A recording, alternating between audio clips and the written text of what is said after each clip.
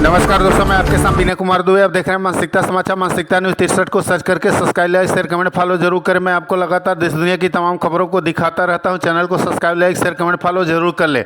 मैं आपको ले चलना चाहता हूं उत्तराखंड के हरिद्वार में, जहां पे आपको बता दें भारतीय किसान यूनियन समाज का 3 दिवसीय चिंतन शिविर महापंचायत कार्यक्रम हुआ संपन्न।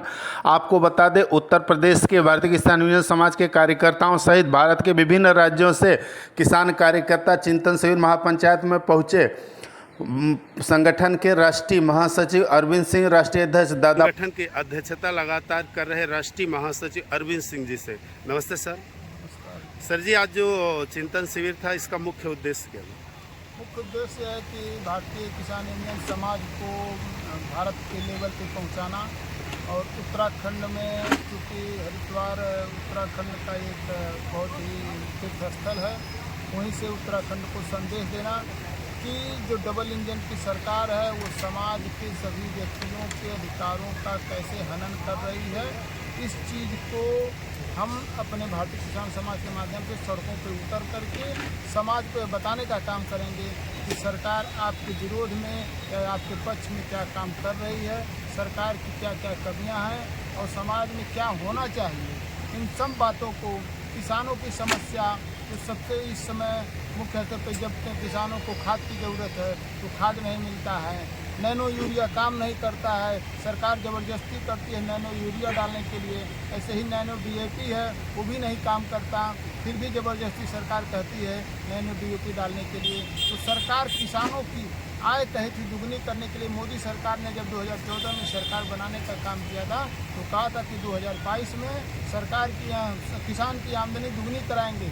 लेकिन आज जो उनकी MSP है वो MSP लागत से भी बहुत कम है। जो हमारी लागत है उसमें जो 50% इनको जोड़ना चाहिए वो भूल गए हैं। मोदी जी न जाने क्या काम कर रहे हैं। मोदी जी का सिर्फ एक ही एजेंडा रह गया है, अडानी अंबानी को बढ़ाओ और देश के सभी नागरिकों के अधिकारों का हनन करो। बस इसके अलावा हमारे माननीय प्रधानमंत्री श्री मोदी जी का कोई काम मुझे लगता नहीं रह गया है। और यह पूरे मेरे जीवन काल में या भारत के इतिहास में कभी नहीं रहा है कि हमको अगर किसी चीज़ की ज़रूरत है तो अमेरिका से पूछा जाए।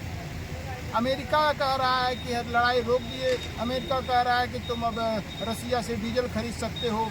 ये भारत मुझे लगता है कि अपने गुलामी के वर्षों में भी, चाहे वो मुग़लों का गुलामी रहा हो, चाहे वो अंग्रेज़ों की गुलामी रहा हो, इतनी बदतर स्थिति मेरे भारत की कभी नहीं रही है। विश्व में सर्वश्रेष्ठ भारत सोने की चिड़िया रहा है, लेकिन माननीय प्रधानमंत्री जी इस भारत को निचले स्तर पर ले जा करके काम किए हैं। और बड़ा दुर्भाग्य है, माननीय सुप्रीम कोर्ट युवाओं को कॉकरोच कह रहा है। मुझे तो शर्म आती है कि माननीय सुप्रीम कोर्ट में ऐसे बैठे न्यायाधीश कैसे बन गए, क्यों बन गए। माननीय सुप्रीम कोर्ट के जो भारत में स्थान है उसका नाम, उनका नाम नीचा करने के लिए ये जो वर्तमान के न्यायिक अधिकारी हैं, ये सरकार के दबाव में, सरकार से रिटायर होने के बाद पक्ष उनके लिए कुछ आयोगों का अध्यक्ष बनने के लिए सरकार की जो है सरकार का पक्ष लेने का काम कर रहे हैं। मुझे लगता है कि इस समय देश में जो न्याय व्यवस्था भ्रष्ट थी पिछले 12-13 साल की सरकार में, भाजपा के मोदी सरकार में, चाहे वो जिले की अदालत से लेकर सुप्रीम कोर्ट तक, चूँकि मैं व्यक्तिगत हाई कोर्ट, सुप्रीम कोर्ट और जिले की अदालतों से बहुत ही मेरा नाता रहा है, कहीं भी न्याय मिलने की कोई उम्मीद नहीं है। मैं ऐसी कल्पना कभी नहीं सोचा था कि इतना चीफ जस्टिस, इतना विद्वान होते हुए जिनके हाथ में कानून व्यवस्था बनाने के लिए सरकार के ऊपर दबाव बनाना है, वह युवाओं को कॉकरोच कहने का काम करेंगे। मैं ऐसे न्यायाधीश को, जो माननीय सुप्रीम कोर्ट की हैसियत को नीलाम करने का प्रयास कर रहे हैं, मैं ऐसे न्यायाधीश की भर्त्सना करता हूँ कि मुझे लगता है कि वह नैतिक रूप से मुख्य न्यायाधीश रहने के लायक नहीं हैं।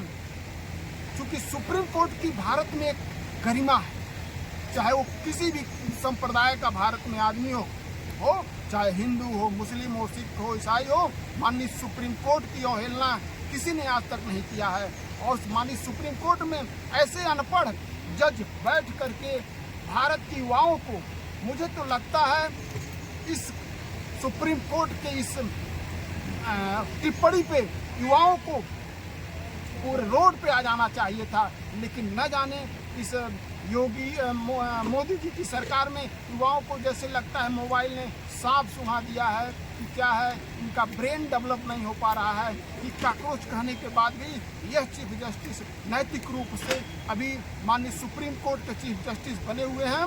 ऐसे भारत में ऐसे न्यायाधीश रहते हुए मुझे नहीं लगता है कि किसी को न्याय मिलने की उम्मीद है।